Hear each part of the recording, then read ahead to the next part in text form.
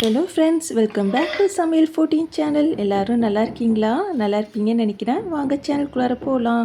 கொள்ளுக்கட்டை செய்கிறது எப்படின்னு பார்க்கலாங்க. ஸ்டவ் ஆன் பண்ணிக்கோங்க. ஒரு குக்கர் வச்சுக்கோங்க. 3 டம்ளர் தண்ணிக்கு 3 டம்ளர் பச்சை அரிசி மாவு போடணுங்க. மொத்தம் 3 டம்ளர் தண்ணி போட்டிருக்கோங்க. இதுக்கு 3 டம்ளர் பச்சை அரிசி மாவு போடணுங்க. ஒரு கப்புக்கு ஒரு அரிசி மாவுங்க.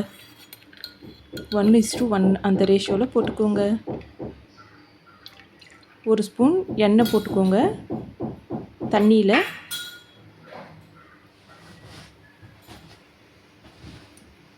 கல் உப்பு கொஞ்சம் போட்டுக்கோங்க, ஒரு ஸ்பூன்.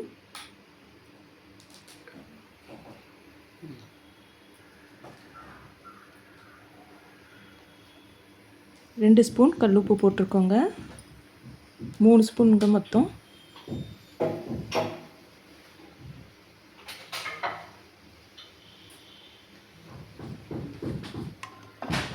மரக்கரண்டி யூஸ் பண்ணிக்கோங்க, ஹீட் ஏறாமல் இருக்கும். பச்சை அரிசி மாவுங்க, மொத்தம் 3 கப் போட்டிருக்கோங்க. இதில்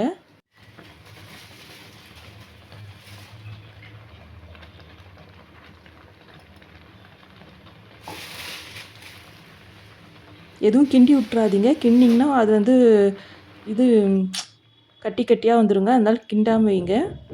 1 டம்ளர் பால் ஊற்றிக்கோங்க. சாஃப்டாக வரணுன்றதுக்கோசரம் தாங்க 1 டம்ளர் பால் ஊற்றிருக்கோம். 3 டம்ளர் தண்ணிங்க, 1 டம்ளர் பால். எக்ஸ்ட்ராவாக 1 டம்ளர் பால் ஊற்றிக்கணுங்க அதில். இப்போ நல்லா கிண்டிக்கோங்க. அடுப்பில் கொஞ்ச நேரம் இருக்கணுங்க. இருந்ததுக்கப்புறம் கீழே எடுத்து வச்சு கிண்டிக்கோங்க. அடுப்பில் ஒரு 10 நிமிஷம் விடுங்க. அதுக்கப்புறம் களி கிண்டுற மாதிரி கிண்டி வச்சுக்கோங்க. இதை அதை இன்னொன்னே சின்ன சின்னதாக உருண்டை பிடிச்சி இந்த மாதிரி பண்ணுங்க. இதில் எள்ளும் வெல்லமும் சேர்ந்து இதில் ஒவ்வொரு ஸ்பூனாக போட்டுக்கோங்க. கருப்பு எள்ளும் வெல்லமுங்க. கருப்பு எள் கால்சியம்க்கு நல்லதுங்க, நிறையா யூஸ் பண்ணுங்கள். பாருங்கள், உருண்டையாக இருக்கிறத இந்த மாதிரி பண்ணிக்கோங்க.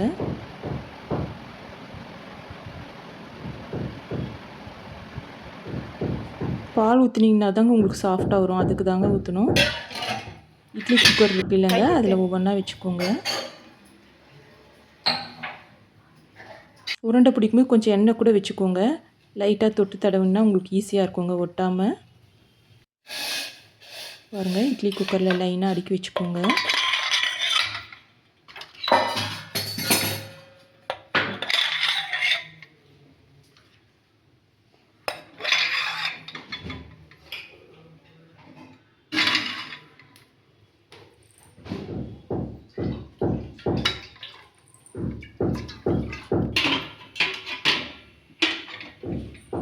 இட்லி குக்கரில் கொஞ்சம் தண்ணி ஊற்றி வச்சுருங்க கீழே. அதுக்கு மேலே இந்த பிளேட்ஸ் எல்லாம் போட்டு அடுக்கி வச்சுக்கோங்க. வச்சுருங்க. ஒரு 10 மினிட்ஸ் கழித்து திருப்பியும் திறந்து பார்க்கலாம். பாருங்கள், ஆவி பறக்க பறக்க வருது. 10 மினிட்ஸ் விட்டுருங்க. 10 மினிட்ஸ் கழித்து திறந்து பாருங்கள். பாருங்கள் எவ்வளோ சுவையாக இருக்குது. லேயர் பாருங்கள் எவ்வளோ சாஃப்டாக இருக்குன்னு. இந்த மாதிரி சின்ன ஸ்பூனில் ஒவ்வொன்றா அடுக்கி வச்சுக்கோங்க. நல்லா சாஃப்டான லேயராக வருங்க. களி கிண்டுற மாதிரி தாங்க கிண்டி வச்சுக்கணும் இதை, அரிசி மாவை. பாருங்கள் எவ்வளோ சுவையாக இருக்குன்னு. பாருங்கள், பார்க்குறதுக்கே எவ்வளோ அழகாக இருக்குன்னு.